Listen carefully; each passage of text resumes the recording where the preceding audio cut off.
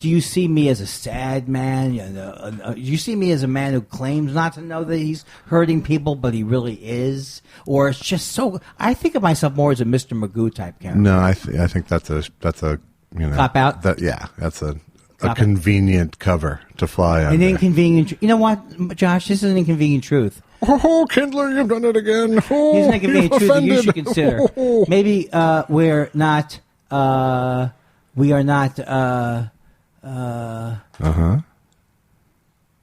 Your dog threw me off. Yeah, okay.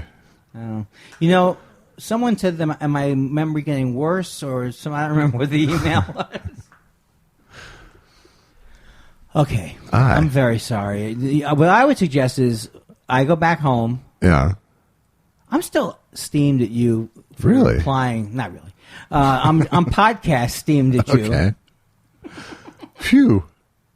I'm mad. Yeah, if you were actually mad at me, it wouldn't come out that directly. Yeah, that's true. I would. In fact, that's why I'm unhealthy. Right. That's the one thing. You can't see in front of your face. What did you say? I said that's the one thing. Is what? That makes you unhealthy. Oh, does that mean there's a lot? I don't understand your comedy. I've never gotten it. It's not even comedy. It's just fucking snarkiness. When I walk out of this house, it's dark. You can't see your foot in front of your head or your hand in front of your face. Stop goose walking out of my house. What is it you can't see your hand in front of your face? It's a fog, generally. Okay, now you were making it as if... Or darkness, I guess. Right, and you were making like a big thing, like what a baby I was for being afraid of the dark. So why are you not afraid of the dark? I guess, I don't know how to turn the tables on you, but why are you not afraid of the dark? Because it's not so dark out. It's dark, baby. Do you know when I left, as I was leaving, a guy was like doing something weird with his dog. Walking it? Yeah, walking his dog. Yeah. And it freaked the hell out of me. What's he walking right up by my window for? Did he say something like, top of the evening, sir? No, it turned out... Beautiful evening. I shouldn't have called 911, it turned out. But all I'm saying is, I think it's too dark around here. And I also think that people shouldn't go out in the dark, like walking around. Nobody should walk around in the dark. You'll catch a dark. No, because you can't see when trouble's coming. Is your eyesight deteriorating? Are you more afraid of the dark the older you get? Well, one of a pair of glasses broke, and I'm wearing the other pair of glasses. Yeah. And you didn't even notice. Well, I tend to look through them. I don't get that. I'm not. This is my new guy. I'm the guy who doesn't yes end, yeah. and I don't no end. No, well, I act confused. I'm perplexed. Could be a beautiful way to wrap up the podcast then. I'm perplexed. Episode 50. By the way. Episode 50. Test show 50. No, I just wanted to make that for sure. Anyway, I'm not really angry at you. I'm probably angry at you about something. What was your premise? What was your initial premise as to why you're angry with me? Oh, because I made fun of you for... You called me a coward that week. You said, oh, little baby...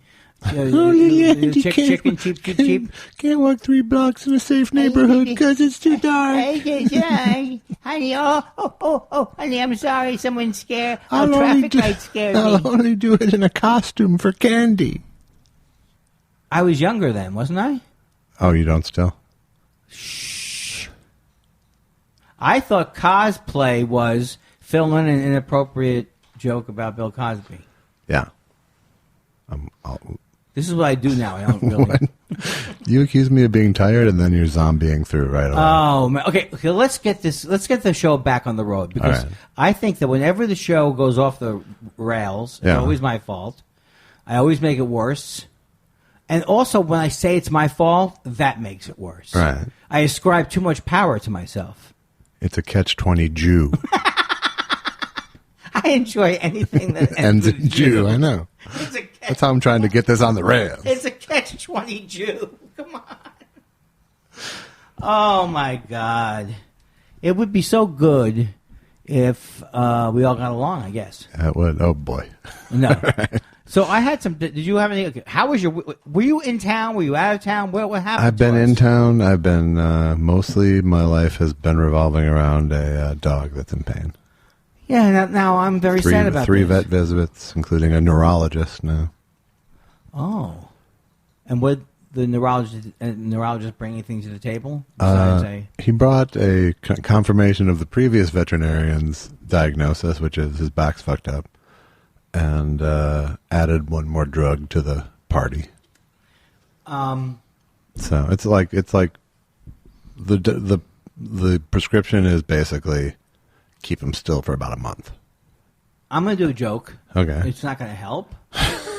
And but hopefully it won't worsen things. Yeah, okay. Have you thought of having him read the Sarno books? The Sarno books. Yes, the Sarno books. The Rheinbody Revolution. It's turning out that a lot of the things that Dr. Sarno believed were true. I mean, he was one of the first doctors who was aware of the mind-body. I just think it all breaks down in dogs. This is the problem. Well, the thing about being a veterinarian is it because they're basically guessing, right? They can't talk to the dog. Right. It's an educated guess, presumably. No, they know what they're doing. But that's their whole thing. I mean, the vets will always pull the whole, they can't tell us what's wrong. What do you mean? Oh, I see. Is that one of the jokes? It's not no. But I mean, does anybody ever go, well, Clyde, what's wrong with you? What's wrong? The dog won't tell me. That would be a solid joke I would do. Yeah. At the vet's office. Oh, by the way, was I right that last week's show was unbelievable? Off the charts, incredible? Or was it the week before? I don't know, but last week had Karen, and that's all that's been ringing in my head for a really annoying amount. And then people comment. A crippling amount, actually. Karen? You can't, no, you're not even. Karen. I just like how Muppet. It's just Muppetly. It's so Muppet-like the way you sing it. And then, it's almost like you need somebody to help you be strong. You need a person who can help you along. Or She called me this week. No, she didn't. She finally called and said, it's bad enough that you wrote this horrible song. First of all, she said, I never liked you. Did you actually ever play the song for her? No. Okay, good. No, that would be just, I don't think I was ever. It's almost, Karen. That's my Greg Gonzo. Karen. I think what I was doing was I thought I was writing the song at 17, which is a great song. You know that one, right? Yeah. Janice Ian. But I was writing it from the side of the person rejecting the person. Right. What is that about? Who writes that song? Yeah. Karen, you've got troubles, but you know what? I don't have to worry about that. I'm never calling you again. I'm never calling. Karen, how you doing? Not so good. Uh-oh. See that Andy-shaped hole in the wall? That's where I went out the door. No, I went out the wall, actually. Out the wall. Yeah. Karen, how's it going? Not so good. Hey, when people ask you how's it going, Karen, they don't really want to know the real thing. Yeah. So it's been crippling, is my point. It's a hit. Is it a hit yet? It's a hit. I'm willing to put it on Bandcamp. Yeah. But then I saw some emails. I don't know if I was supposed to read them. Maybe I wasn't supposed to read them. The ones you send me? Yeah. Read those, right? Yeah. And they were talking about that not that many people mentioned that we were high, I guess. Yeah. Did you make a big stink out of that? Online? Oh, during the show. Last week during the show, believe me, I know you're not going to use any of this, nor are we doing any more podcasts. So I'm just doing the rest of this to get my voice level. Right. Yes, I think I mentioned on last week's show that no one that day had mentioned that much about it. But I read other emails of people saying, yes, I did know this, and right. More of it is what I heard, too. Yeah, if you're angling for that, no, especially not tonight. Now, this is sad. I am not high now. No. And I feel it hasn't helped me, not being high. Well, find another gear. I think the thing is, we could probably say that I am not only have a problem with my memory from it's not only pot. Yeah. It's many other things. Now you sent me a tape of yourself. You went to Minneapolis. Was that last week? I got back last week.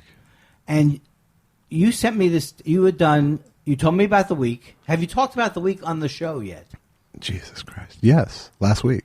We had a long conversation. Why am I doing the show if I don't even have a sense memory of whether I'm a human? I didn't even know what an animal was. Did you see that one guy who wrote back about when I didn't know what an animal was? Like, oh yeah, hey stupid. Yeah. Yeah, I already feel stupid. Was it necessary for that person to say that? People like pointing it out. People pointed out that it is champing at the bit, apparently. Oh, yeah. I could tell you were getting steamed with that. Steamed. Yeah. Ooh. Yeah. What were you First of all, let me revel in my victory. Okay. What were you thinking of? I don't even know what champing means, let alone chomping. No, chomping's an actual word. That's the thing. That's what misled me. Champing is a word.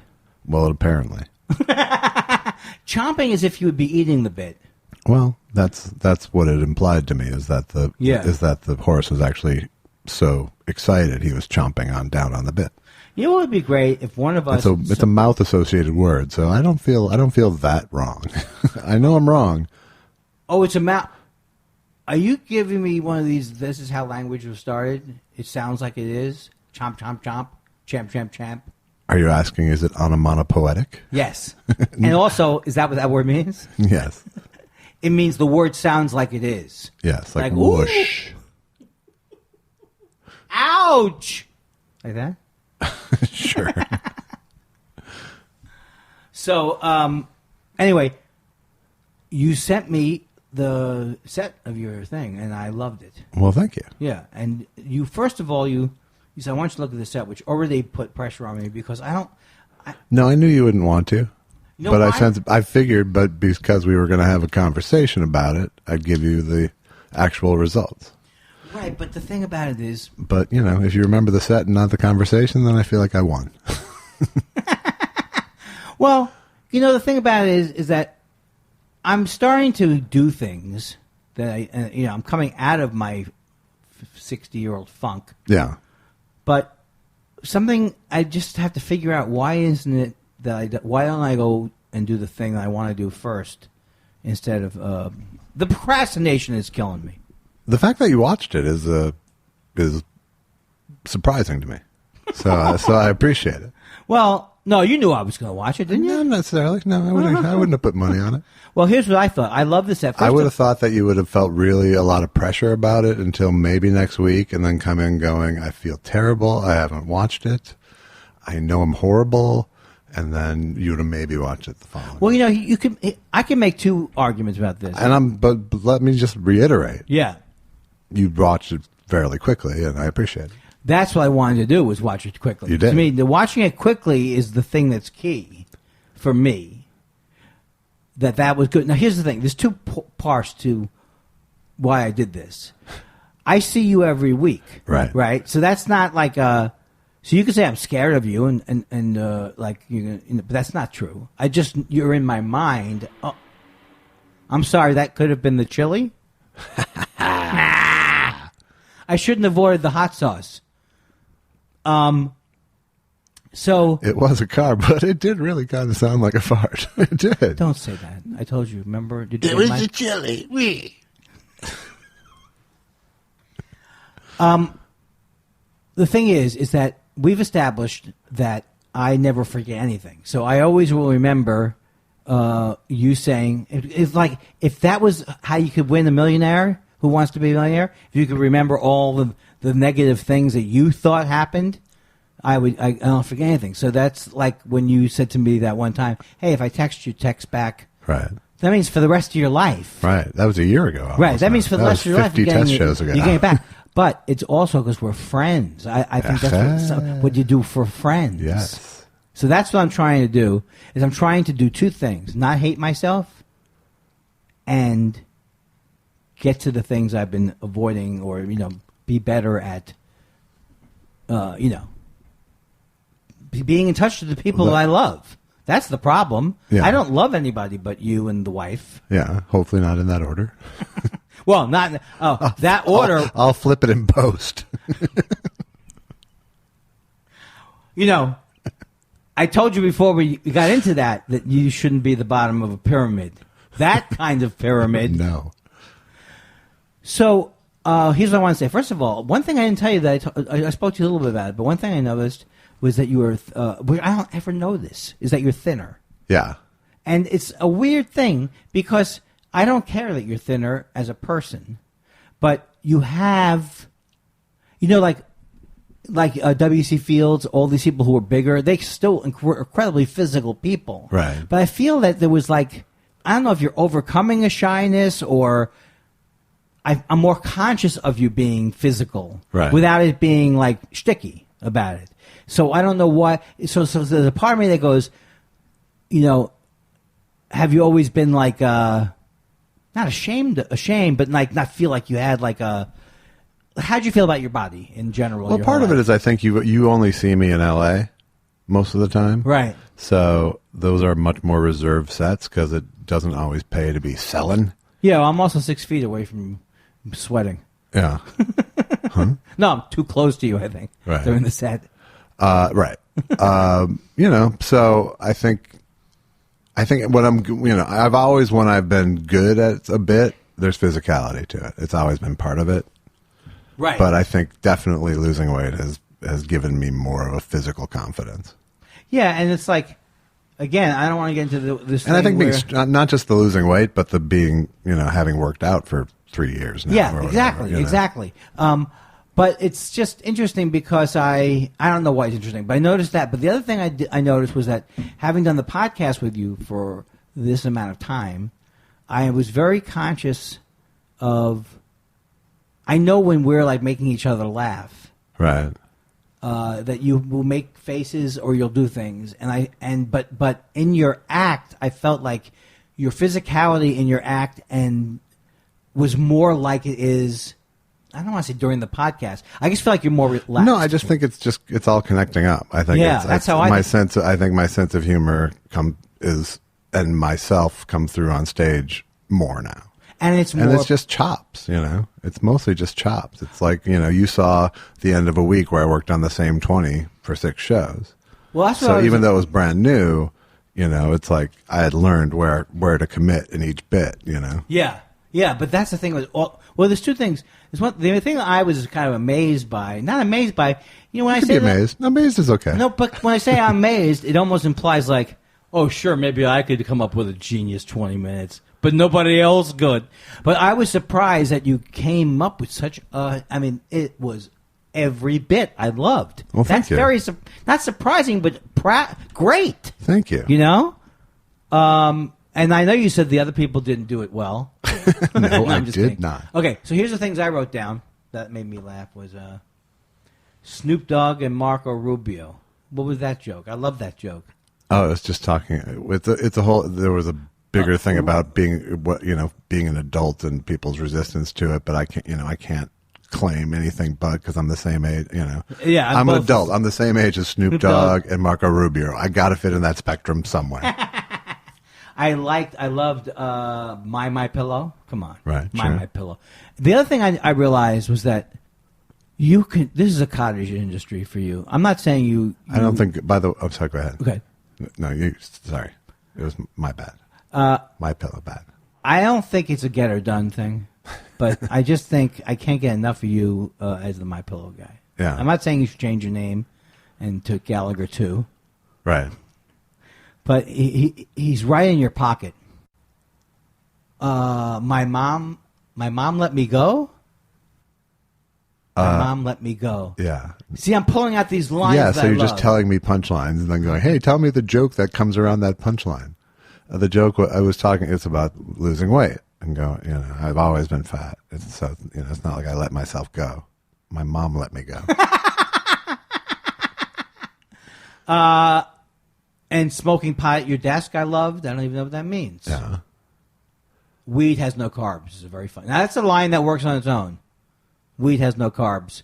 And you were able to introduce Baby at the end of the Baby segment. got in there in the chainsaw bit, yeah. Yeah. Which sounds ominous. But the thing about it was, and I wish I had, but you see, I'm terrible with notes. I'm terrible with preparation. I'm terrible with everything. But I did notice that the angle of the jokes was even more personally about you. You know what I mean? It's like, it just seemed more. Yeah, it's the only, as much as there's some bits that I'm really happy with that are just sort of jokes. It doesn't, right? Yeah. But ultimately, that's the only place I feel safe writing from is personal stuff because I just don't. It's the only ground I feel like No one else is covering me. No one else is doing me right now.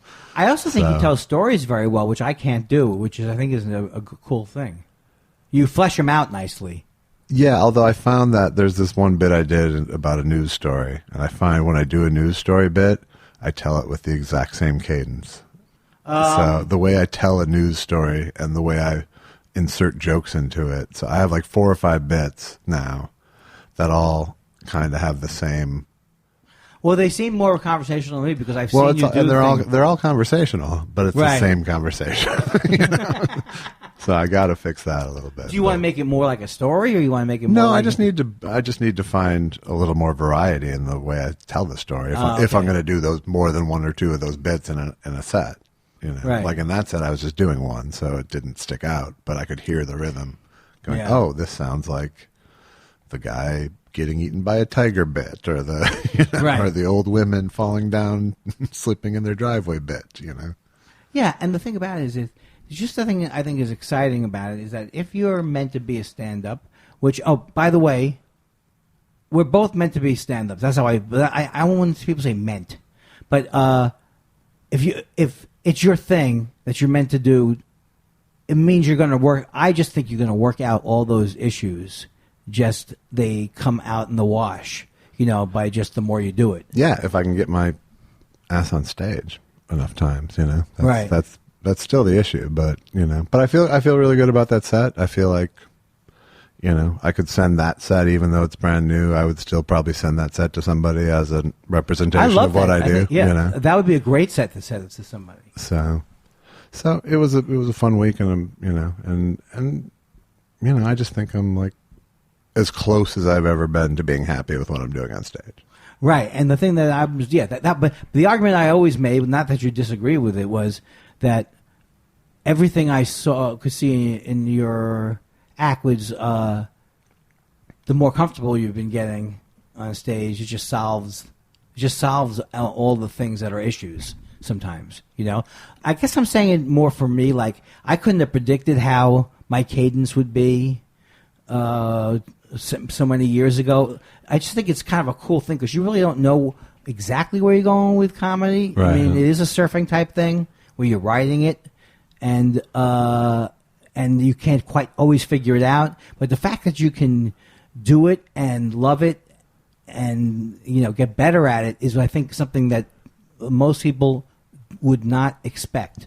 Like, you know, like I did 10 years, I was like, I've got my style. Right. But it continues to change. Right, absolutely. And, of course, it's also a mistake. I do the mistake, too, of going, now I'm hilarious. But then it's all kind of a mistake when you start to rate yourself and rank yourself. Yeah, but it's just, I think the muscle memory of it is confidence, you know, the confidence in yourself. And I think, you know, I definitely think the podcast has changed my sense of comedy self, just because I have to talk out loud once a week. Right. And take big comedy swings. I mean, I've done more impressions on this podcast than I've done in my life combined. Yes. You know?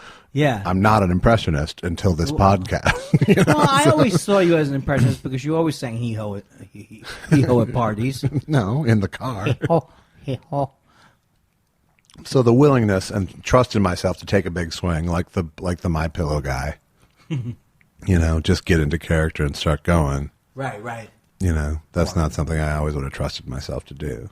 That's what I think is more what I've seen now. I felt it's like that seamless quality of I'm not conscious of you working on whatever it is you're working out in your head. Right. You know? Good. And I don't know. It's so hard to watch yourself. I don't know how, you know. But you know when you've made a leap, you know, like when you know, like when the Letterman set that you made your big leap, the sort of penultimate set, or the maybe 2 before the last one, where it was just like, oh, he's stepped into I've got this level of this now. I guess I'm reacting to the fact that, you know, like many, many years ago, people could say, just relax, and still necessarally...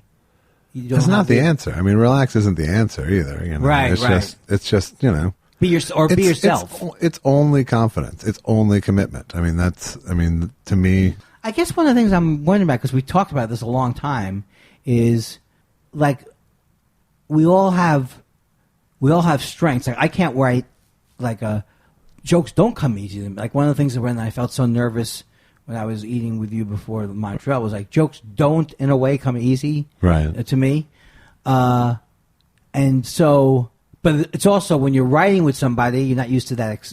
You're worrying about in the same room with someone you're writing, and you could be, you're worried about being judged.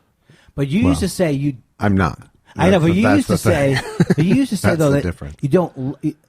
When it came to writing for yourself, you didn't want to write for yourself as much, or is that what you said? Well, it's harder to write for myself because I can't. I mean, the hard thing for me is deciding what to talk about.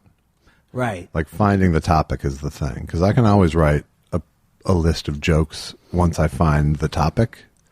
Yes. And then pick the good ones or pick, the thing that leads to another thought or pick, Right, But it's figuring out, what is worth talking about that, again, is my own sort of piece of ground to stand on, Oh, so it's not like shyness or anything. It's just a matter of what do I want to say as myself? Yeah. I mean, especially since... Because you said to me sometimes once, I never can write for myself. It's hard. It's hard. I mean, I think it's just harder. It's harder. It's easy for me to write for others. But it's not like I accumulate shitloads of material for myself, But part of that is I don't have an ongoing outlet, Yeah. If I was working every week on the road, I would be churning out a lot of new material because otherwise I'd be getting bored. Right. Yeah. And I kind of want to do that now. I kind of feel like, okay, I feel armed enough to do that. So, I'm going to try. Cool. To get some weeks at least. It's because, that's what I like. I don't like doing a set every couple weeks or, once a month. I don't like that because it just makes, It makes you like It makes me frustrated, Even if I have a good set, it's like I have shit to work on. Yeah. And I can't do it.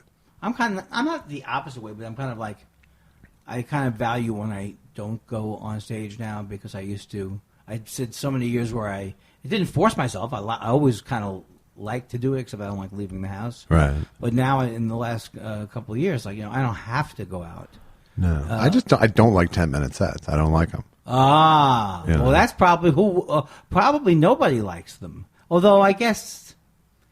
yeah, there's some people who are just that's kind of their form, because they exist in New York or LA and they don't go on the road a lot, Right. So 90% of their sets are that.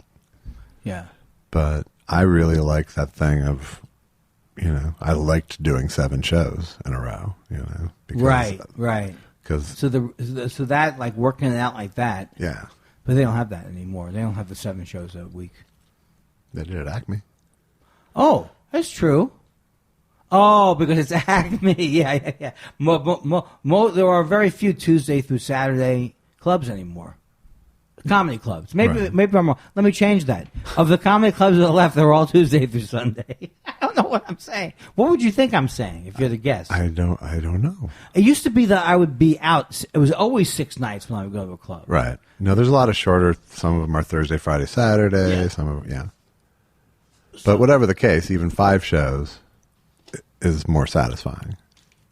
Because it takes me one to just, to clear the rust out. There's some psychological thing that is always, well, it can't be the same problem with you as it is with me, but this whole thing that I agonize about, like I'm agonizing about it right now about 8 or 9 times, where I would lose my place, don't know where my place is, and... what should I take notes on stage? There's like something that there's a way that I'm torturing myself that I would like, and a lot of ways I don't torture myself. Like I used to torture myself before every set. Yeah. I mean, I really would be like, almost could not throw up, but just nervous.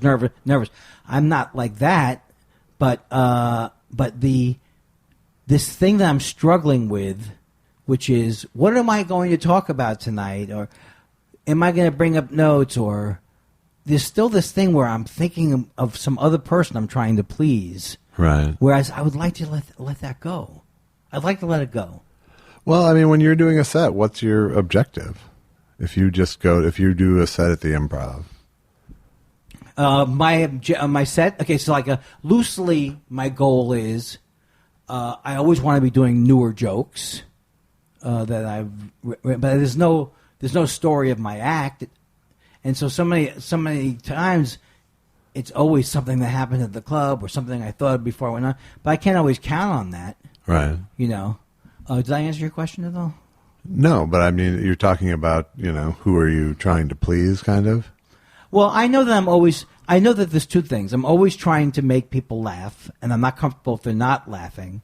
But I have no interest in changing the style of comedy that I'm doing. It's funny to me that inside stuff or whatever, and I'm not so stupid to say that I'm going to go to the mat for an inside joke that no one's going to know the reference to. Right.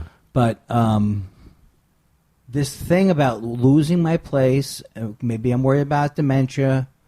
I don't think I have it, or I don't have it. I don't know. I'm bothering everybody. And it's really annoying because why don't I just get checked out? Because I don't think you can go to a brain. Whenever they say, I'm going to have to send you to a neurologist. Yeah. They say that, right? And they did that with a dog. Right? Yeah. But when they say to the person, they say to the neurologist, they go, we don't know what's happening. We don't know what's happening. Has anyone ever gone to a neurologist and unless it was a brain tumor, was able to figure out anything? Right. Well, you won't accept the one answer that's sort of obvious. What? Tons of weed is an issue. Wait. Oh, okay. All right. Okay. You think that's the only issue? No, but I think it's a total contribution. So what are you recommending I stop completely? I would stop completely for 2 weeks and see if there's a difference. All right. God, it's like going to some kind of mean doctor. What are you, like, Susan Powder? No, but it's just the fact that if this is weighing on you so much, and weed is a total. I mean, there's like no one who will tell you that it doesn't have memory. I know what you're saying, but I know. So it's like it's a very, very prominent thing in your life, and so is the memory loss, and you're in your 60s, All right, look, I thought going to you would help, but it's the I know. same old I knew bullshit. where this would end up, I need somebody. The fact that you just keep ignoring that. Why don't you stop smoking pot? Okay. All right. If you want, I stopped in Minneapolis for like 6 days. Yeah, which is like the longest since See Asia. how much better, and all the material is great. So cut it out now. I'll go as long as you. I can't go. I know. I don't know what my problem is with pot. I love it. I know, but it's fucking you up, I think. I think it does fuck me up at times. I don't, I feel like such a school marm. But I think you're wrong. But who else is going to say this to you, Andy? Who else? Yeah, but all I'm telling you is sure, people will write in and say it. The losing your okay, beyond your very pedestrian suggestion. Oh, who wouldn't think about stopping smoking pot? That's obvious. I love the stuff. There's no bigger booster. But does it make you forget what you're saying? It does more than not being high. Well, and if it was causing me to doubt my actual sanity, mental state, that'd go for drive for a bit. Okay, here's the thing. I think that I have been getting sleep for many, many years. That's why I was collapsed. I fell again this week. Just fell. But I was able to cushion my fall more. So I am thinking that the sleep is the ultimate solution to what my problems are. Wow. Are you going to speak against sleep apnea now? I really no. I think you getting sleep was good there for a while. That seems like are you kidding you're me? falling back. You're tumbling backwards. No. Just because I'm not on tonight, that doesn't mean that I'm having a problem with my what? Mm-hmm. All right, that's the last time I'm coming to you with any kind of problems because I want answers like you should do more cocaine. Have you thought about opioids? Make friends with the jellyfish. Every day I think of the jellyfish. It's the only, and I hate the commercial. I hate the way they market it. And they go, it's the only thing you have to remember. Let me just ask this. Have you ever said to the doctors that you're going to talk about this, I smoke a ton of pot? I don't tell anybody. I'm sorry I told you. I wish I had hid it. I wish I hid it in my coffee or whatever the hell I used to do. My coffee? You did hide it in your coffee. Sometimes. The week where there was ice rolling around. that drove you crazy? I think there may have been some tincture in there. Clinking with tincture. I don't understand why. It's clinking around with tincture. Now, what do you think about this? Dennis Miller is back, and he's worse than ever, and it's fascinating to me. But he seems like he's tweeting a lot. What's he doing? Everybody keeps sending me his tweets. He's on Breitbart now? Yes, that's what it was. Yes. I'm on Breitbart. Hey, Breitbart. Hey, Cho-Cho. Hey. Yeah, Alex, our producer, sent me one of his columns today, and I don't want to give it air. Oh, it's lame. We're supposed to see Alex, I think. Yeah, he's kind of hurt that you haven't responded to him. I did respond. Did you finally today? Yeah. Okay, what'd you say? Well, why is he telling you he's hurt? Because I'm the only person who will answer. Who's responsible. Oh, I'm Josh Elvis Weinstein, and I don't forget my place, and I smoke the right amount of pot, and I don't not return Alex. Why isn't Showbiz stop? By the way, tweeting. By the way, what? I do smoke the right amount of pot. You don't even get high. That's your goddamn problem. Right? No, it works. It's working perfectly in my life. People don't like me. That's your goddamn problem. But look, maybe Showbiz. Hey, Showbiz. Maybe you should stop texting me things like, "Hey, what do you prefer, humidity or dry?" I mean, all day long. I like Turkish taffy all day long, Josh. Yeah. Hey, it's nighttime over here, Andy. Have you ever wondered more about the time difference? Boom. 3 a.m. Hope I'm not waking you. It's the Showbiz. It's Showbiz. He calls himself Showbiz. Wow. I find that's a whole different Alex than he presents to me. Now, we had a big loss in the comedy world this week. Mitzi Shore has passed away. She has. And I know, I'm so sorry. I don't want to bring stuff up that we've talked about before, but you've been, you met her and stuff, right? Yes. Yeah. Did we both have the equally unpleasant? It was nothing. Yeah, it wasn't. It was daunting. I remember. Yeah. It was in the original room. I auditioned for her on probably a Sunday night. I don't even know how long a set, and it was kind of like, you can come back. It was kind of that. Oh, and that's how you started to open up for Eddie Griffin, right?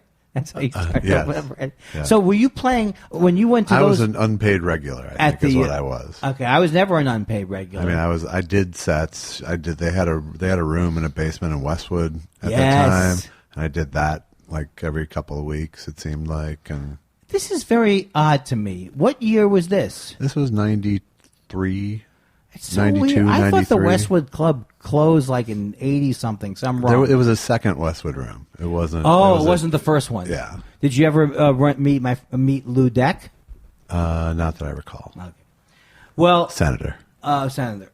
As I've said in the show, I did put my thing in the hat there at the Comedy Store. I believe me and Bill. I don't really remember, but we used to do these shows up in the belly room. Were some really fun shows that we did in the early 90s, like alternative shows. Yeah.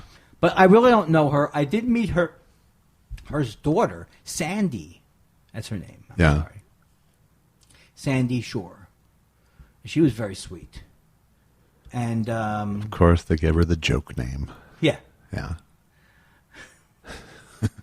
But I will give it up to Mitzi in this way. First of all, I can't really judge because I really wasn't a member of the original group or had a long time. I mean, as an objective argument, I don't believe that any club owner should have ever done these. Don't play that club, or you'll never play this club. So that part I've never liked when any club owner's done it. They try to do that around the country, right? Too. But I do think that. And then she's known for coming up with wacky ideas for everybody. You should wear a hat or whatever. Like Jamie Masada type ideas. Right. But I do think the one thing that she did realize was she was more interested in finding someone who was funny than finding a crowd pleaser type person, I think. Maybe I'm wrong. No, I think so. I mean, I think she understood that, most comic genius types are fucking crazy. Right. And she gave those people a home, to be crazy until they were funny. She was an important woman, obviously, in stand-up in the last 50 years, 40 years, especially when Carson moved out to L.A. and she was, very much the gatekeeper. But she was also the gatekeeper, and no one says, like, blessed are the gatekeepers. No one is. So, yeah. So thank God. I mean, that was you had, when I moved out here in January of 92, it was, Bud and Mitzi, and then there was like, Jan Smith over at Igby's, Jamie Masada and Bob Fisher up at Pasadena, but it was Bud and Mitzi were like the two that you had to audition for, essentially. That was scary and daunting. It's so weird now that I don't really. It's hard to me to conjure up how scared I was of everybody. Mitzi and... Yeah, they were very intimidating. And you go, and when you audition, you're like, this fucking guy has seen every comic.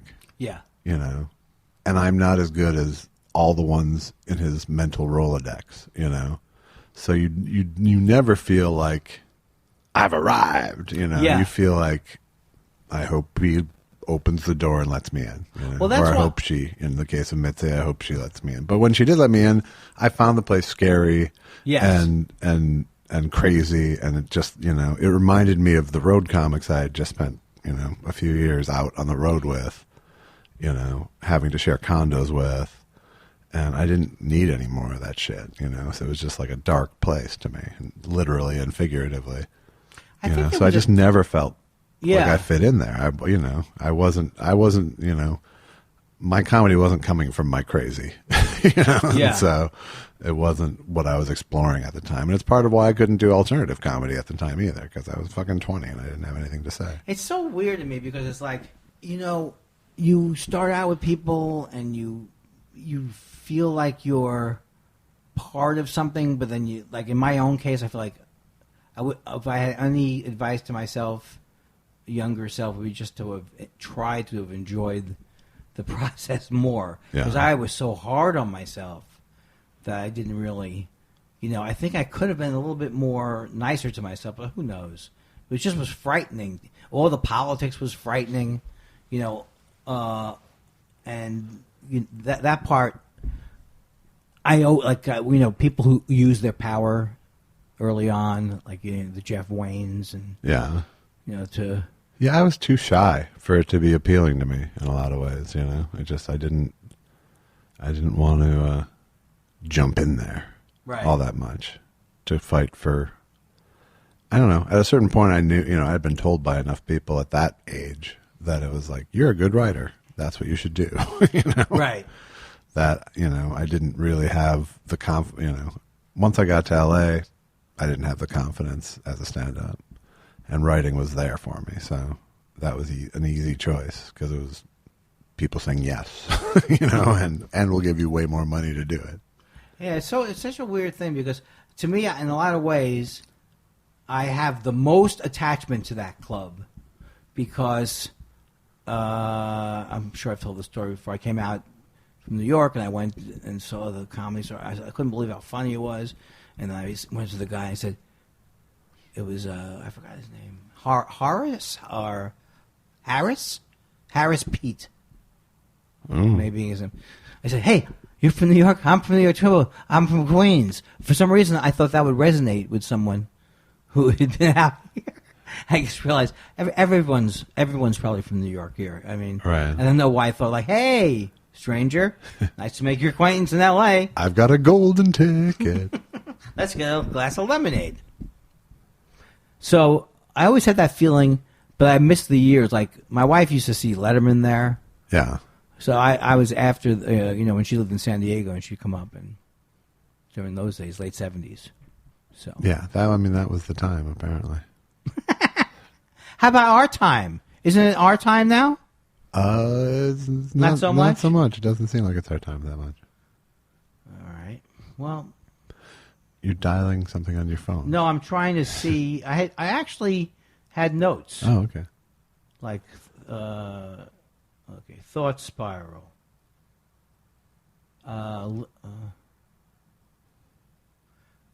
Someone wrote in to say, could you mention her? And that's all I looked. That's what the note said.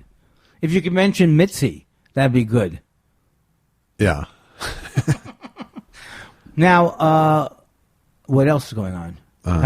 Anything? Harry Anderson died today? Yes. That was sad. Did you ever meet him? No, I never met him. I like what you wrote about him on Twitter today. That was very sweet. He did seem like a very funny guy. He was super big at a time when I was really getting into stand-up, like when I was 12 or 13.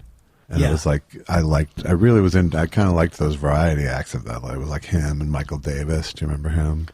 Sort of juggler. Oh, yes. He would do the thing with the ping pong ball. Yes.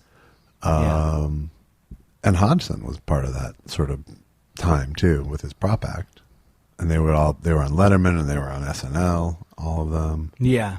And so I was like, so Harry Anderson was one of those guys who I was, I would always tape his sets and, watch them. Did you, go after, did you study, did you like to watch magicians in general? Or? No, I was a juggler as a kid. Oh, I don't think you told me this, but, did you? So I had a little more tolerance for variety acts at the time. Yes. I really liked the Flying Karamazov brothers. Do you remember them? Of course. I saw them live a few times, and so I was such a creativity geek as a kid. So I would jump around from juggling to painting to playing music to and I still do. So I liked those things. Kind of represented creativity. The Karamazov brothers, especially, were extremely creative in the way they were they trapeze people or no? They were jugglers. Oh, then I don't know who they are. Yeah, I've heard the name. They were like a 5-person juggling troupe, and they did these really amazing juggling things where sometimes they would. They were fly too, right? They did not fly. There was no. No, but they would be on a teeter totter. Were they not on a teeter totter where they one of the guys flipped? He lands on another teeter totter. The other guy's got the batons. Come on. Throw me a bone. Throw me a bone. There's no. Why do they call them Flying Karamazov brothers if they weren't flying? A little irony. I think it was irony. It's the one thing they could never do. And it was the Karamazov brothers, so they were putting it. And he was in Brothers Karamazov. Oh, that's the thing. I was going to say Crime and Punishment. Did you change the name? Is the Karamazov brothers? The Brothers Karamazov is the Dostoevsky novel. And the Karamazov brothers. What are the odds that there would be Russians with the same name? I just can't believe it. But so you were never an aficionado that went to the Comedy Magic Castle or whatever the hell. Did you go to the Comedy Magic Club a lot? No, I was never old enough to be a fan. I started at 15, so I didn't have any. I had no. And aside from going to theaters and seeing like the Flying Karamazov brothers at the Guthrie in Minneapolis or. If you say Flying Karamazov brothers, I'm going to keep saying. I can't even believe it until you understand. We've covered it so many times. It seems like a bit now. Here's the thing I loved about Harry Anderson. And I always would wonder about Harry Anderson. Yeah. I love the patter. Yeah. And I was wondering, did he get that patter from being a street magician? Was that his thing, or is that the lore that he built up? The mythos, the ethos. No, he was a street magician. And we both know John Carney. Yes. Who's amazing close-up magician. Yes. He doesn't call it magic. I'm dying, Josh. I swear to God, I think I had a stroke. Here's my excuse for the podcast tonight. I never come over here intending to ruin it, but I came over here. I was late. I was late, angry. What are you angry about? Being late, and then what are you going to say? And you said, don't knock on the door. Oh, then the doggy's not feeling so good. But I thought I would come in here and just like Jesus when, during the early days. Before he got Messiah. Yeah. But the other thing I could do that I'm trying not to do. Here's what I'm trying not to do on an off night. I don't think my pitching form is good, but I'm not doing this. Hey Josh, you ever notice that? If any of these walls are load bearing? See? Right. And I could even make the argument that what the fuck have you brought to the table? What if you told me a month ago? Come up with topics. Did I? Yeah. But you weren't dressed as Pete Seeger. So you remember imaginary stuff, but nothing that actually happened. I'm not. It sounds like I'm overdoing the laugh, but it's not true. The look on your face is, let's get to these goddamn letters and No, that's not it at all. Okay, but can I ask you this though? It probably wouldn't hurt.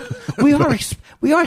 I feel like we're starting to make people are. Is it the same 8 people talking about us? It probably is. I haven't actually looked at our rich bounty of questions yet. So. I felt so great about. I mean, I feel great about the podcast in general. But I keep here's what I keep telling myself. And please don't have the answer be smoke less pot. Okay. Okay. But that message has been sent for the evening. I keep telling myself, all you have to do is not worry about what you're doing and listen. Yeah. That's what I tell myself. Right. But then sometimes I can't stop the worrying. But Josh is so boring. No. It's not that at all. It's like, this is a conversation. I didn't even think these were possible. Yeah. Before this podcast. These are the only, I feel like I'm Studs Circle on the weekend. Yeah. I feel like I'm the new Christopher Hardwick or something. Hey, all right, I have a good idea. Yeah.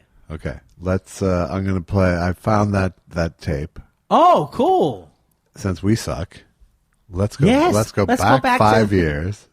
Did you just remember that? I think you were supposed to open with that. No, I didn't want to open. Okay, with that, but it's a nice saver. Set the table for the people. Okay, so I'm playing this. This is going to be about 15 minutes long, people. I love it. But it's us. It's prime us. Oh, I love it. This is the best work. This is the first time. I think the first time we ever actually performed, just you and I on stage together. And the show's called. The show is called Cartoon Dump.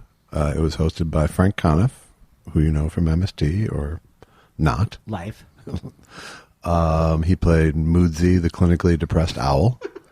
And it was a mix of a sketch show based on an old, TV morning cartoon show, and it was interspersed with actual really shitty old cartoons that were curated by Jerry Beck, who is a noted cartoon historian. Oh yeah, which is the hilarious job. Get me! I'm a cartoon historian. Ah. So I was playing, in the show I played Dumpster Diver Dan, which was a puppet, and he lived in a dumpster, and so you'd see him, there was a dumpster on stage, and he would be popped up of the dumpster. It's the same character that I played, essentially, same voice I did as Kids Court. I was hoping people would discover that, some of the completists right. that we have out there would discover that on their own. So different puppet. This was right. this was a street person puppet. And the thing I loved about it was I like to take the pressure off of myself for stand up. Right. So I love that you were commenting.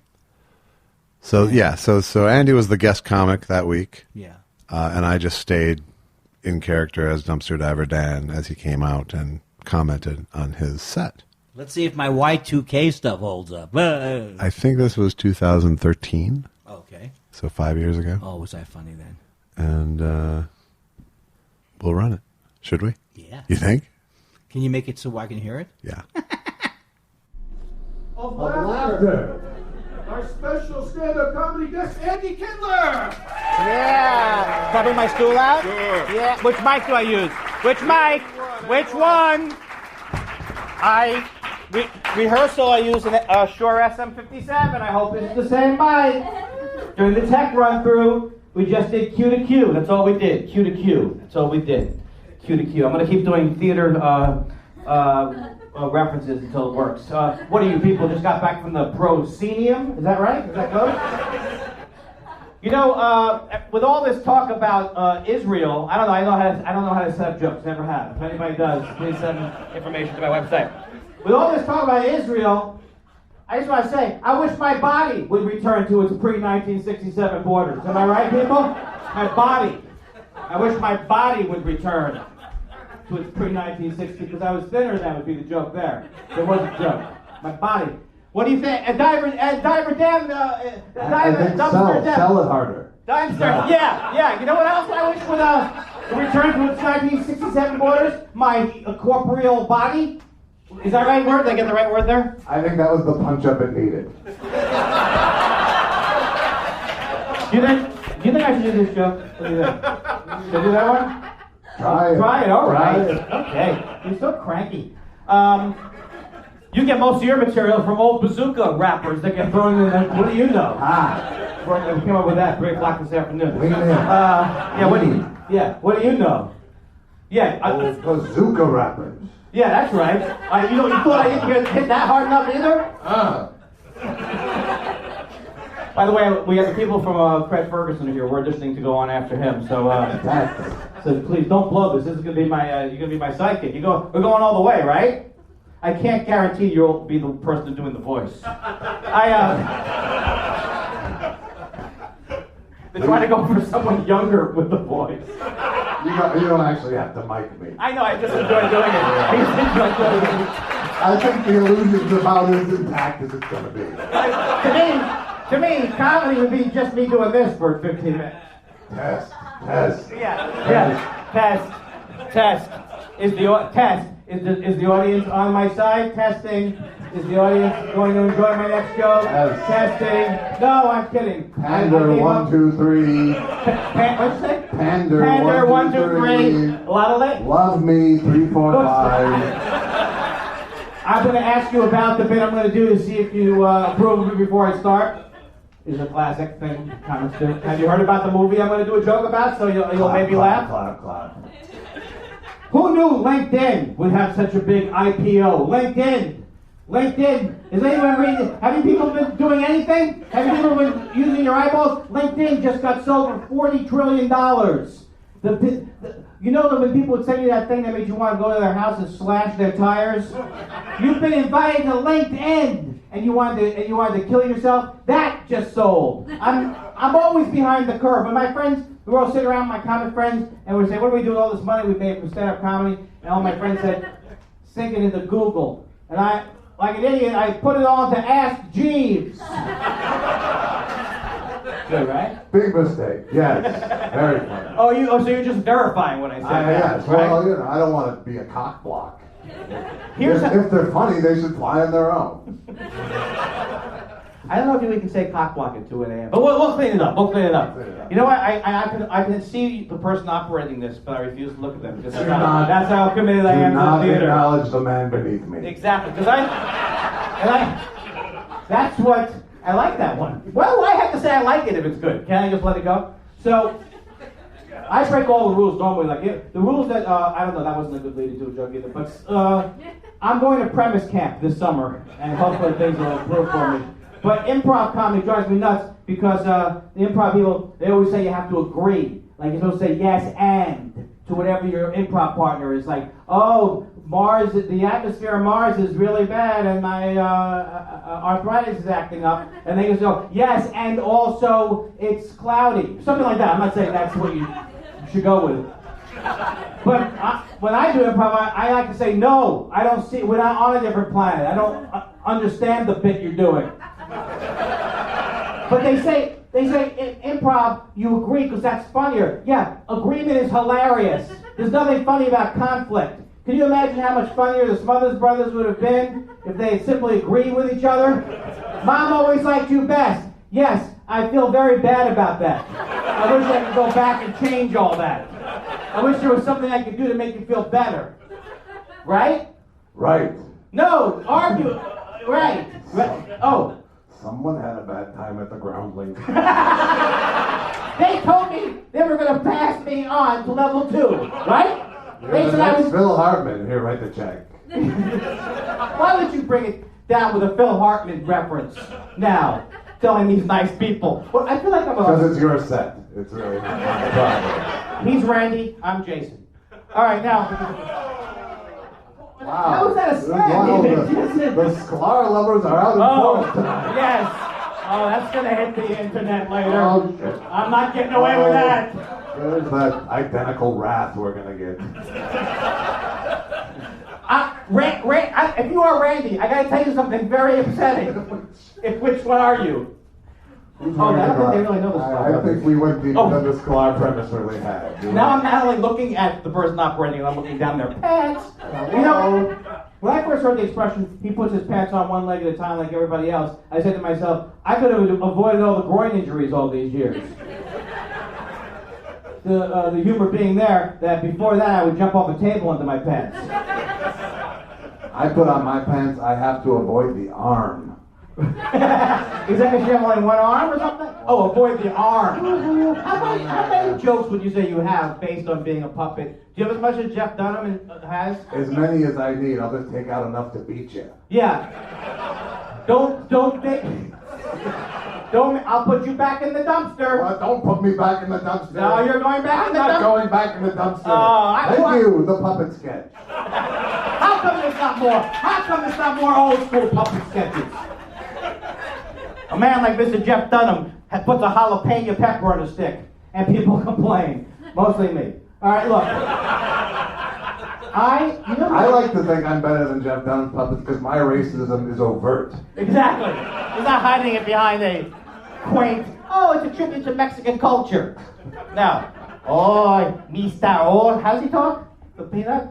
Who are you, though? What would your racism be, exactly? Who would you be racist against? Anything not Jew. What's your take on the blacks? They're not so Jewish. All right. That's right. This is alternative comedy. I have a couple of gripes with alternative comedy, and I consider myself an alternative comedian. First of all, the people have said, I found you a delightful alternative to comedy. Hey, wait a second. Oh no, he certainly did not. He certainly did not. Where did it say that? Where did it say the dumpster guy gets a shot at? That's not what you said earlier on the phone, that you would deep six me. I don't know what that means.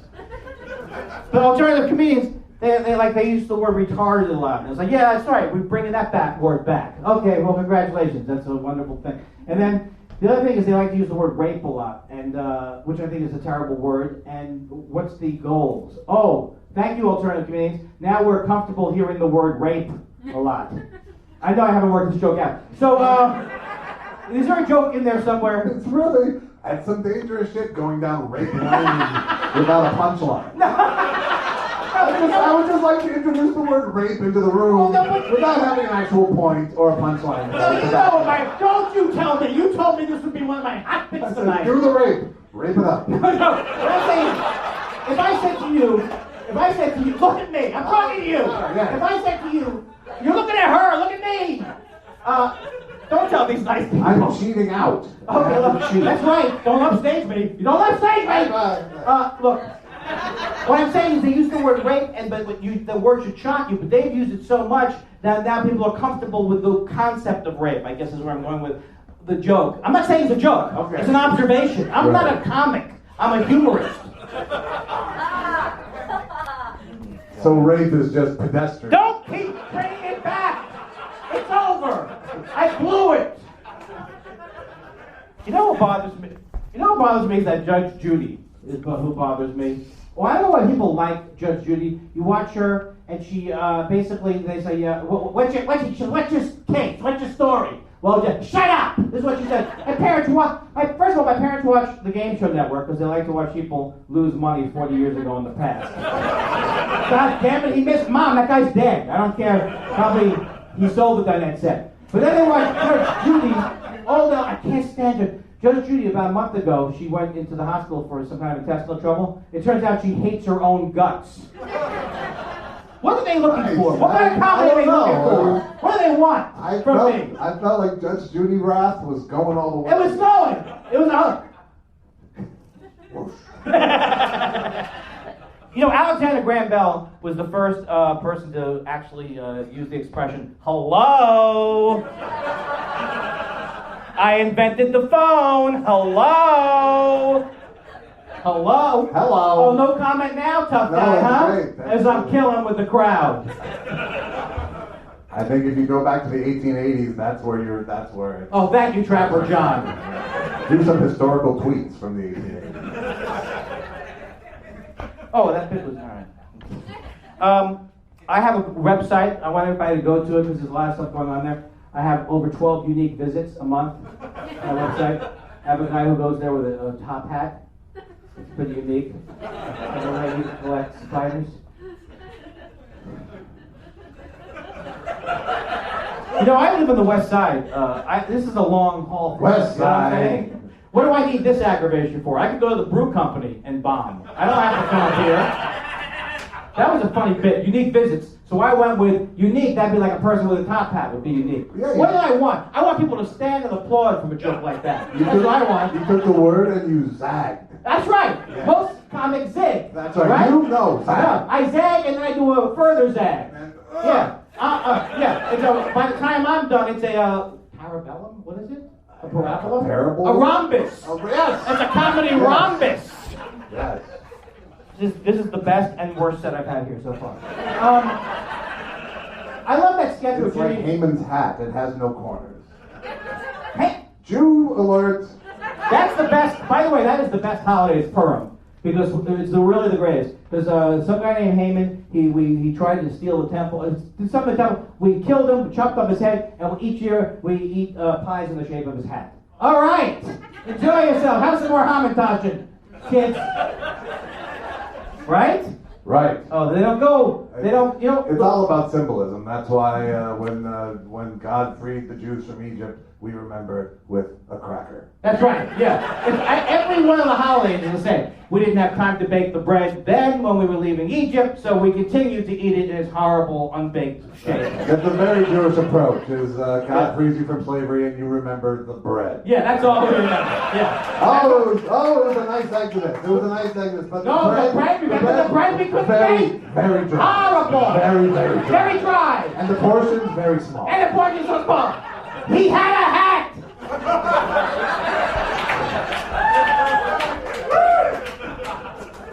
The worst gig I ever did was an Orthodox Jewish wedding where the men were separated from the women, but they both came together to not enjoy what I was talking about. This is my new thing, Dan. What do you think? I do a little walkout like that and back to regroup. I also like we had a lot of jazz step you're doing.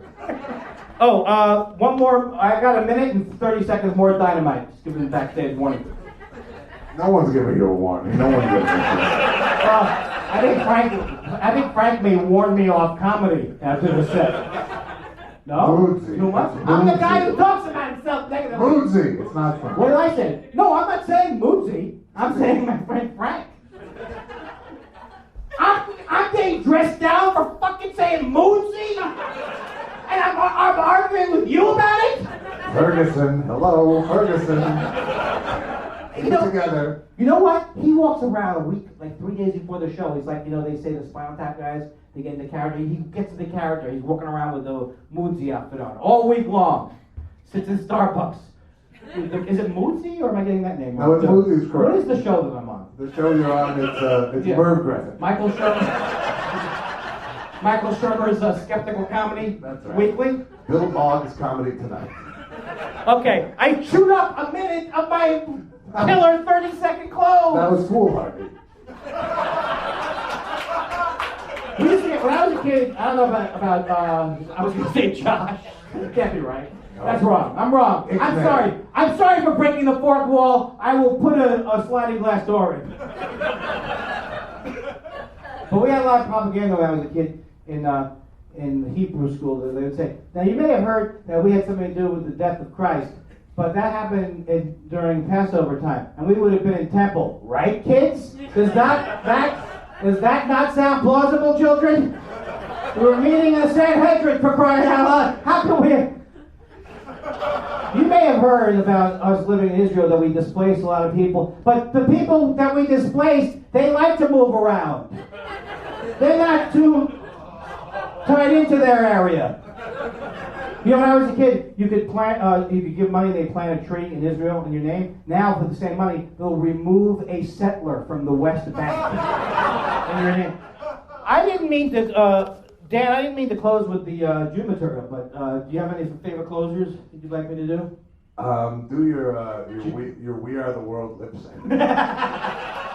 Larry the Cable Guy just signed a deal with Cracker Barrel? Yeah? Not the store! Huh? Okay, I'm going to close on. Do you have anything else to say? Where are you going to be appearing this week? Are you doing any sidekick dumpster work? I'll be appearing behind the Save-On and behind Shakey's on Bunch of Lunch Day.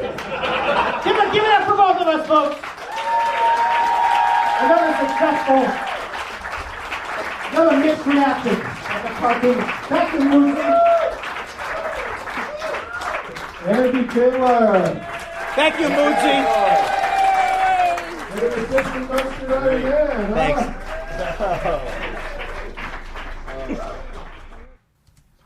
Do you know what the date was? I think it was June of 2013.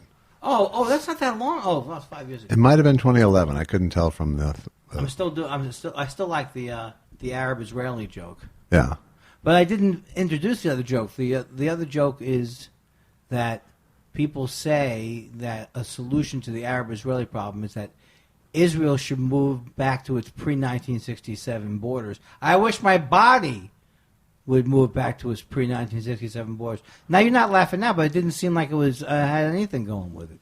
I think, it works as sold on the tape. Yes. For an educated audience. Right. They fill in the premise? Yeah.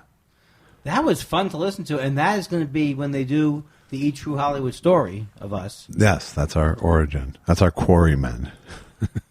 It's so funny because we had a good rapport, and I just remember not being able to see anything because you're hidden. Yeah, well, that was the illusion that I was trying to portray. It was fun. That was a lot of fun. I was glad when that came up on my iPod the other day. I remember that night. I definitely remember it. I mean, I didn't know we would fall in love and start a podcast. No, of course. No one knew. You still lived on the west side. So. Can you believe that? Do you think I had a thought? Well, David Kelly, he's moving to the South Bay. Sony's in Culver City. I'll stay on the west side. Didn't work out. Nothing is glad you came to the Valley. I couldn't be more happy about the Valley. I'm so happy about living in the Valley that I'm questioning my own taste. Yeah. Yeah. No, parts of you start to die here, but that's okay. Is that how you feel? I can't tell. That part's dead. Okay. We're going to hit the questions. Sure. I'm just thinking about how many more years am I going to have of both guilt and also telling people about my guilt. Neither one of it's fun. I want people to go, "You're okay, Andy." Well, that's the the problem. You're hurting yourself because you have shame about your guilt. I know. That's a bad spiral. It's a catch-22. It's a catch-22. So I'm going to work this week on figuring out what the deal is. I would say pick one. Pick shame or guilt, but don't feel shame about your guilt. I think you're right. I've seldom seen you be wrong. If you take anything from this week, and I know it's not going to be lay off the weed a little. That's all I'm going to take. You know that, right? Do you think you will? I could already feel myself walking towards the car like this. Because it's, King Tut. Hey, King Tut's back or something, right? I don't know. All right. Okay, no, I will take... Do you see my point, is all I'm saying? About the pot? About the pot and the memory connection, and how everyone else in the world talks about it. Not only do I see your point, I am convinced when I'm looking for what the problem is that you must be 100% right. Okay. But that doesn't always work out. No, I know, but it just, there's I don't mind the lack of humor. You have to know the truth in order to not deny it. That's true. I don't want to be one of these people. That's true. If you're not going to accept the truth, what do you mean you accept the truth and then later you deny it? Well, what's denial? A river in Egypt? I mean, if you're just denying something blindly, then it's not meaningful denial. Like I tried to not tell you I took a pot cookie when we did the show. No, that's a different kind of denial. You knew it though, right? I knew it. Yes. How's it going, Josh? No, Mama. Why am I drunk from the cookie? I don't know. That was a great bunch of letters. Oh, sorry. Alrighty. Velvety wants to know. I love that name. How could you not like Velvety? It's just I think of cheesecake and I think of smoothness. How many times does a comedy movie have to make you laugh for you to consider it a funny movie? For instance, I saw Anchorman 2 and laughed 2 times. Although they were 2 hard laughs, I wouldn't consider it funny. Well, I will say that's not... I didn't see Anchorman 2. I saw Anchorman 1. Yeah. I would say that person for Anchorman 2 is supposed to be a comedy, right? Yeah, so it's not I think that's stipulated. Right. It's not like The Graduate is funny, but it's also not necessarily going for the joke. Right. So if you only laugh twice in Anchorman 2, that means you didn't like the movie that much. I think so. But how much comedy does it have? How many times do you have to... More than twice. I think we're agreed. You know what? The other argument, though, is twice. That's twice more than before you went in the movie theater. You said they were solid laughs. Yeah.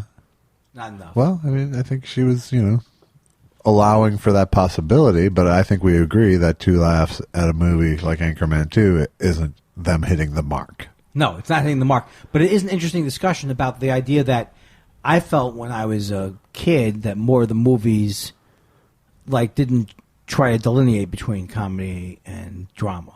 Right. The comedy was part of the situation. And I wish there were more of those movies, although there are movies made. I think it's a hard movie. I think movies are hard to make. Movies are hard to make. I think that kind of middle class of movies is gone. That was there in the 70s, 80s, and even in the 90s. When you say middle class, what do you mean? I mean a movie that could be like what would now be like a $30 million movie. Oh, yes. Where you have actual names doing, a James L. Brooks kind of movie. Like those kind of movies that aren't terms of endearment. I mean, Broadcast News is still one of my faves. It's great. Which is absolutely a comedy, but, completely based on dramatic premise and human behavior. Right. But I mean, I don't know. I mean, I'm a terrible audience for comedy movies, first of all. But I think for me, it's more the things that turn me off about a comedy are the jokes that miss rather than the jokes they didn't do. Oh, okay, I can see that. I think bad jokes and bad pieces of comedy detract more than just a scene that doesn't go for jokes. You know what I mean? Well, definitely, it's nothing is more embarrassing than lowbrow humor. Or bad humor, or even medium brow humor. It's just a question of they're committing to bad jokes. Yes, we don't need that. No, not in my army. I think we covered it, but I'm trying to still think about the fact that there's something about you see. I always go to the movies, and then I'll come out of the movie, and I'll have opinions about how I would have made the movie. Sure. But I'm not making any movies. Right. But like Anchorman, I loved all the stuff that was all based on his the Anchorman-y part of it. You right. know? I like that more than like the knife fights and all that kind of stuff. But that's the way I tend to go. So I'm always critical, and I always feel like I can make any movie better. But I couldn't because I'm not making any movie. Well, but you're still allowed to have an opinion. I'm allowed, but I don't think I should be allowed. Well, there's an argument in that. Did you see Anchorman 2? No. You saw the first one? I don't think the question was really about Anchorman 2. It was more about people. You're right. It's more of a people question. Right. That was the most dismissive right, I think, since the Wright brothers. Yes, honey. Not a bad reference, the Wright brothers. No, it was good. Let's see. Derek Faraci, Dear Thought Spiral, if a UFO landed on your lawn and the aliens that came out and asked you to take them to your leader, who would you take them to? What would you do? A week ago, I would have said Mitzi. Take us to your leader. I would say to God. I would say. Oh man. Oh, God. I would say take me to. I say show me a man who has a leader, and I'll show you a man who can fish. I would say I wouldn't take anyone to Trump, if that's what he's implying, and he's not my leader. He's not my. People go, oh, he's your president. No, he's not my president, Josh. Yeah. Who is? Obama. If Obama called me, if something happened tomorrow, I would expect Obama to take over. Really? No. No. We're fucked. Doomed. Get ready for the missiles, Russia, because they're smart and they're new and they're really fast. Who says things like that? Our president. Your leader. Tommy Barcanero wants to know, Andy, did you have any awkward run-ins backstage at Letterman with celebrities you previously made fun of in your act? Maybe the time you came on after Vince Vaughn, for example. Oh, I never had that, but I never had a problem with Vince Vaughn in my act, so I wouldn't have worried about that. I've talked about him since then, but I don't remember the context. I wouldn't want to. I probably would never go after someone like Vince Vaughn because I really am deathly scared of being beaten up. Yeah, and it seems to. My day is good if I didn't worry that much about getting beaten up. That's how I. So I wouldn't want to agitate. But Ricky Gervais, I met Ricky Gervais. Did you? Yeah, before we had the feud. Yeah. And he said cheers or something like that. I loved him. I loved him when I met him. This is where it all, when they do the life story of me, you can see the psychological problem. I loved him. Yeah. And then he turned on me. Was there a question that you could have answered? Or was it just a matter of you staring at me? No, it's just you and your Letterman memories. How about you, though? What would your solution be to the problem of the person asked? What would you do? I would have had a story about your Letterman thing, but... Oh, God. Yeah. Any celebrity stories from Letterman? Biggest star you were on with? Here's a problem. It's like, I can't think of anything to say now. Okay. This isn't going well. There's too much pressure. It's not going well. No. The thing about what was your favorite thing that happened? The only thing I can go back to is the toy fair. That wasn't the question. I have never had a celebrity. Oh, I was next door to Ron Popeil, but that was a Conan. Good enough. That was a Conan. You know what? I apologize to the questioner, but the answer is no. Seth Dick III, memories of watching Hawaii Five-0 beyond Bookham Dano? Oh, well, only the theme song. Only the theme song. And I have to say, I never liked that show. I never got through it. It was a Quinn Martin, right? It was a Quinn Martin. So did it have, Chapter 1, Hula of Death. But it didn't hold my interest. Tonight's episode, Hickory Dickory Death. Tonight's episode, Death. Forget the rhyme. I'm so glad you laughed. Death, no chaser.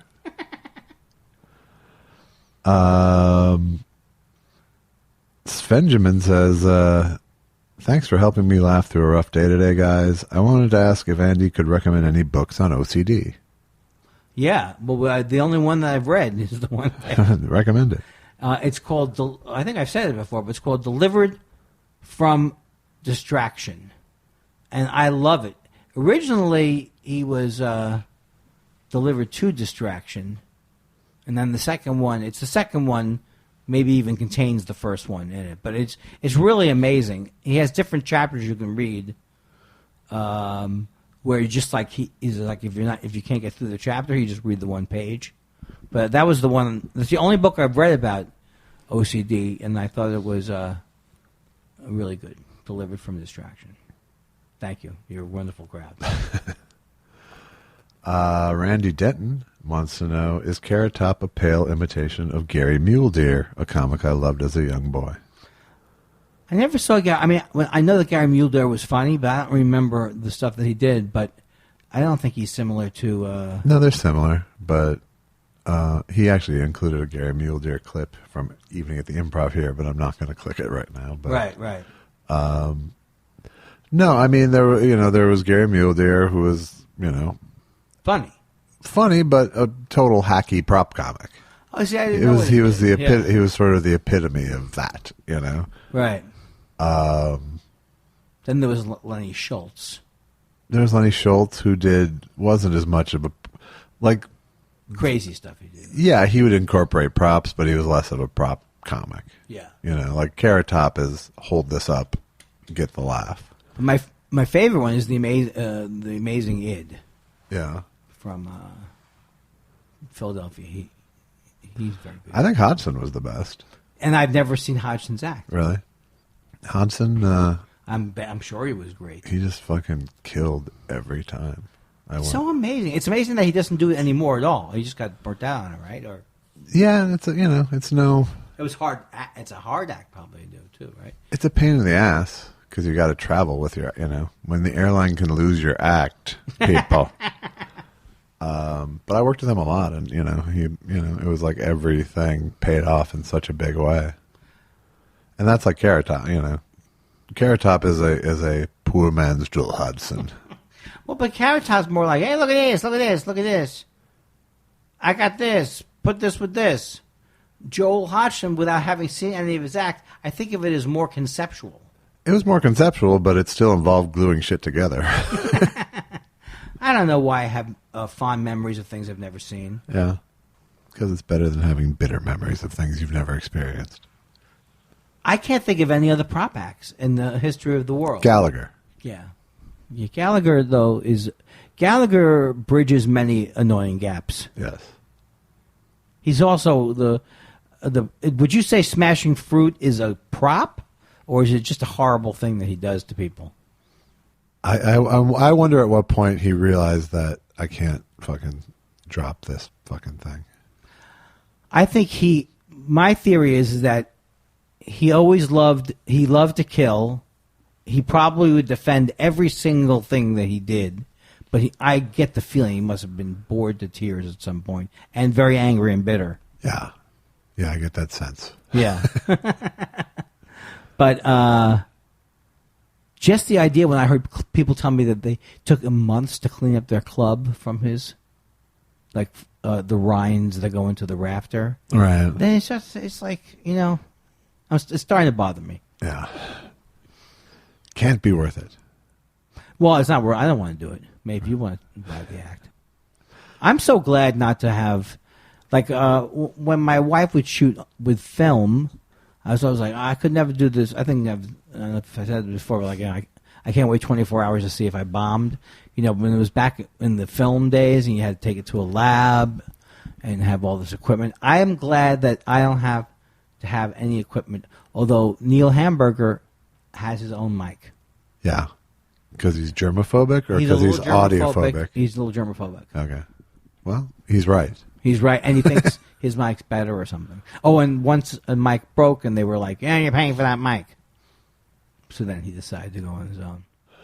This is our 50th show, and it's like we're done. I think this is I will say this. I think this is a very difficult show. We're not done. Oh. But we're done is what I'm well, I mean, we're done in terms of we're finished. Yeah, that's what I mean. Mark Goodrow wants to know, what is your guy's favorite way to ingest cannabis? Also, Andy, favorite Dead song? Well, I don't have a favorite Dead song because I love so many of them, but I've been recently listening to Eyes of the World, which I love, U.S. Blues, and Tennessee Jed. Yeah. You know any of those, right? No, yeah, of course I do. What was the other part of the question? Favorite way to ingest cannabis? That's what I'm trying to figure out. According to Josh, it's not... Every waking hour. According to Josh, the best way to ingest it would be to avoid it. I am very confused because let's say you ingest pot with eating it. Yeah. They say try 5 milligrams at a time. 5 milligrams never does it. No. But then sometimes when I'm eating pot, I'm like, I don't know what's happening. Am I high or is everyone else sober? So I still think I would go with smoking. Yeah, still my favorite. I think it is the best. Most controllable. Yes. The vaping, sometimes. It's a nice accessory. I do like to eat pot, though. Yeah, I don't. You're so foolish. I wish you could see you saying, well, I don't. I did see you say. Yeah, but I did see you saying. But it was very, very good. It was like, you came off like a prick, slightly put off. Yeah. No, I'm put off by edibles because they always let me down. Oh, I've had some of the greatest trips on edibles, and I've had a couple of scary ones. And then sometimes I just get tired. Cargo 21, what if Huell Hauser did an episode of Cosmos? Well, first of all, that would be fantastic. billions and billions billions of people would listen to me talking about the billions of stars. Now, that black hole... Look at that. There must be hundreds of stars up there. Lou, are you getting this? Is Lou getting... So he would want Lou to be shooting... Lou, are you getting the universe? Yeah, so he's at Griffith Laboratory, but he wants Lou to shoot the stars? I don't know how it worked. I don't know. I miss him, though. I do, too. Patented Phil wants to know, was Mad Magazine an influence on you? Follow up. What's your favorite nut amongst fancy mixed nut mix? Follow up. What's your favorite nut mix? Yeah, what's your favorite nut? I think we already covered our favorite nuts, sadly. Mad Magazine, we'll talk about. Yeah, it was big influence on me, and I think I'm so sick of myself, but I think I told the story. My dad was friends with Harvey Kurtzman. Yes. Okay. And so it was very influential, but it was so influential as a kid, like to everything that I thought was funny. That then when I got to be an adult and I go back and read the original Mads that were written for adults, you could see I outgrew some of the comedy of the early Mad, but the whole spirit of Mad really kind of in so many ways defined a lot of comedy. Self-deprecation.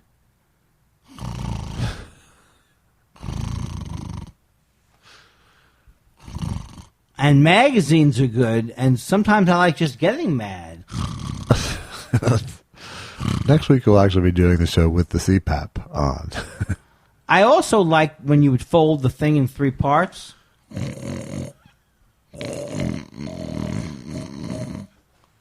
There's also Drawn Out Dramas by Sergio.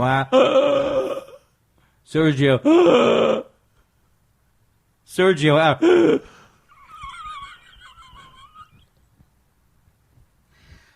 I mean, it was rebellious. It was something that made you feel like you were in on the joke. Amazing. My magazine, sure.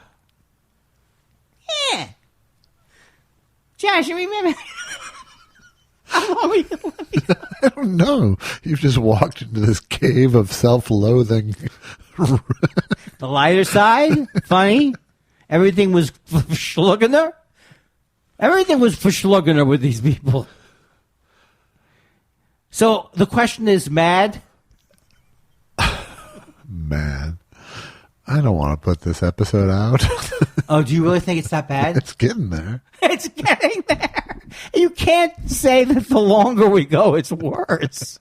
We're trying to make there's been some laugh out loud funny things. Oh, God, yes. Yoshi Yamamoto, our old friend Yoshi. Andy, on your first Dr. Katz episode, you do a joke where you say you're obsessive compulsive. Did you know the whole time, or did the ER experience scare you off?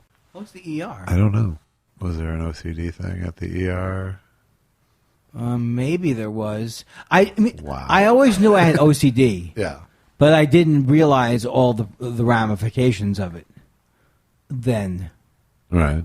I wasn't an aficionado like I am now of OCD. Yeah. I was just What with your one book?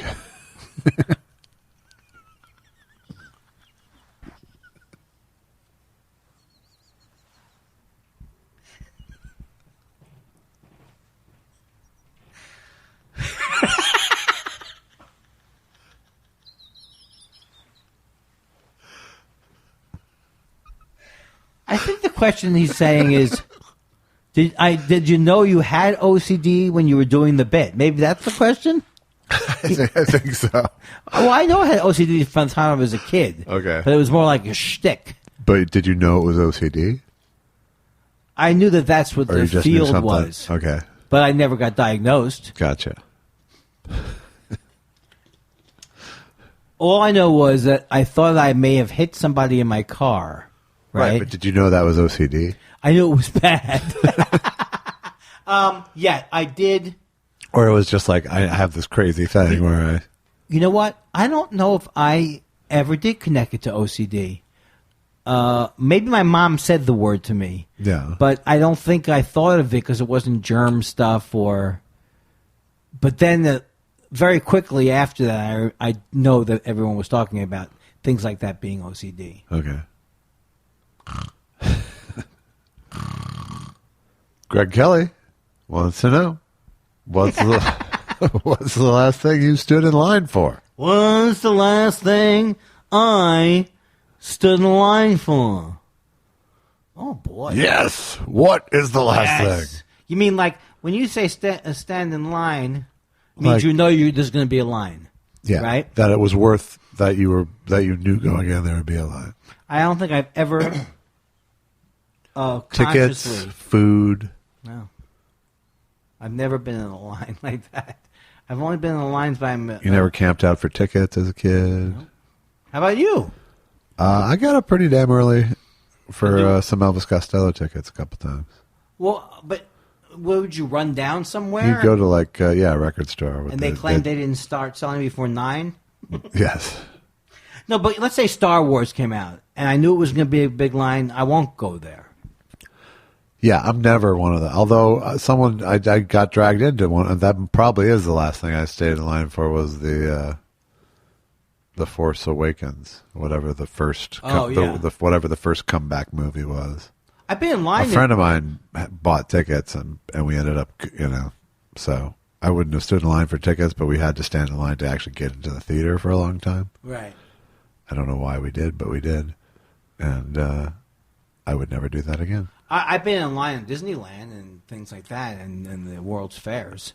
Yeah, I don't have a big FOMO. I hate lines. I don't have a big FOMO, fear of missing out. Yeah, but if I said to you, I would never sleep overnight, and it sounds crazy to me. And what if you have to go to the bathroom or something? I don't trust any of it. What about like Franklin's Barbecue in Austin? Yes, that one I kind of want to do, but it's still, I don't know. I'm not going to do it, Franklin's. Yeah. If you tell me, go there, or they say go there late in the afternoon, maybe they'll still have brisket or whatever.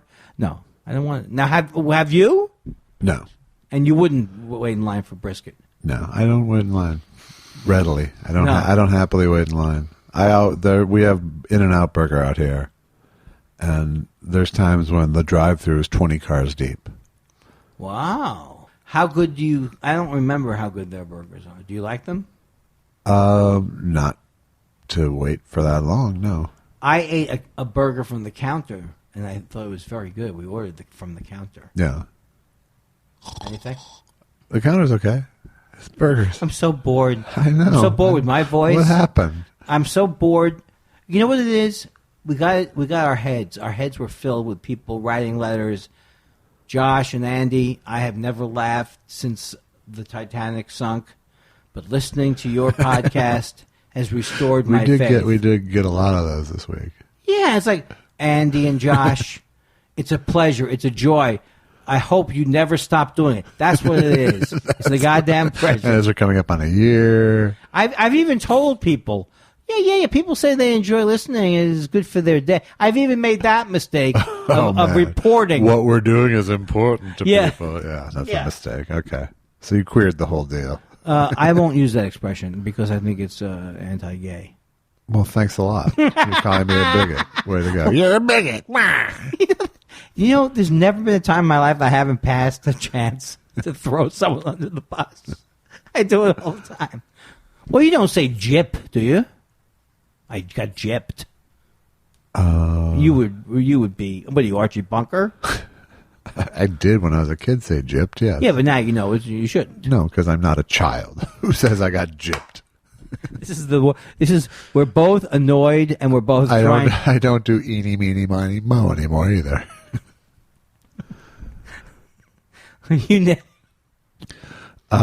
She-Bear. I hear that Andy Kindler does a character by the name of Rusty Fleming, who is based on a fellow comedian. That's true. Would you care to bring this fellow onto the next Thought Spiral podcast? I thought perhaps he might be a welcome addition to your bevy of voices. Cheers! Yeah, it's based on my friend Rick Kearns. Yeah. And I did it on the HBO special, and it's basically watching him party for a week Amarillo, and so I came up with a whole series of jokes that were like, I had 7 bacon and bean burritos one night, so 10 minutes late for the show, they canceled the fucking wake on me. It's a series of those. They canceled the what? They canceled the fucking wake on me. I go to the club. I say to the club owner, I say, I'd like an advance. He goes, how much? I say, I don't know. How much does an 8-ball go for in this town? He canceled the fucking wake on me.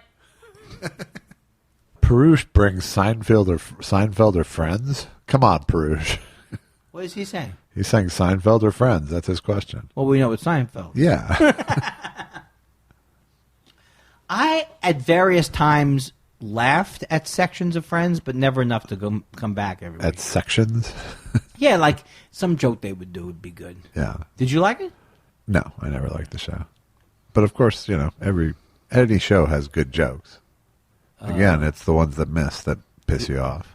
I don't think Three's Company ever had a good joke. I think you're wrong. I put Norman Fell on camera, you're going to get a joke. You are really... I would say you're scraping the bottom of the barrel of podcast banter. You looked at me so quick. Like, I don't know why I struck out at you. I just feel like if this can end up where they're going, it was a bad show, but I feel bad for Andy because Josh was off. That's what I want. Right? Is that wrong? Does that make me a bad person? I don't know. You're the one who took the non-comedy pledge on the way over, apparently. I think this could be our greatest show ever. It's not going to be our greatest show ever. Because you have to edit it. That's it. You know what? You know how much time I put in I'll make shit aid. That's terrible. Greg Kelly, ever meet someone famous in an elevator? I was in an elevator with Dustin Hoffman once.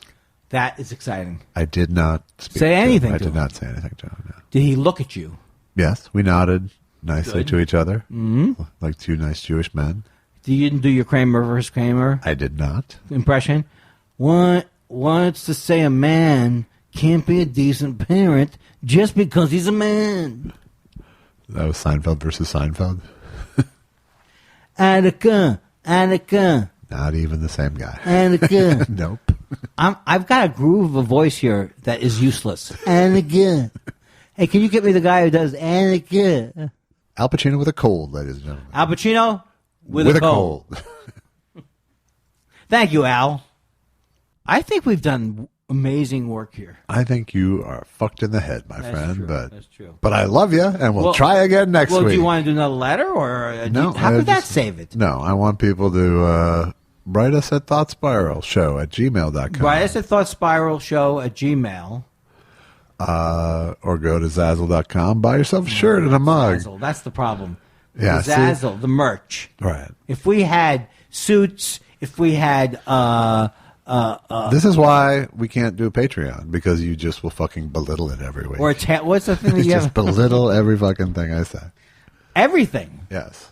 All right. Well, I'm sorry. I apologize. I won't be this way next week. But you know what? They can't all be gems is what I wanted to prove this week. Right. Brought to you by Cubic Zirconia.